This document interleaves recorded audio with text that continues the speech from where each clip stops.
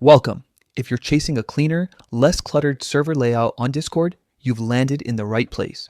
Today, I'll show you how to make a channel uncategorized, keeping things simple and tidy for your members. First, open Discord and navigate to your server. Once you're inside, scan the channel list and locate the specific channel you want to move into uncategorized. It's easiest if you already know which category it belongs to, but you'll be guiding it to a new home in just a moment. Long press on the channel name. If you're on a mobile device, press and hold the channel until a menu appears. On desktop, right-click the channel name to reveal the same options. The goal here is to access the channel's editing controls without changing anything else unintentionally. Tap on Edit Channel. This opens the channel settings where you can adjust a variety of properties like permissions, topic, slow mode, and more.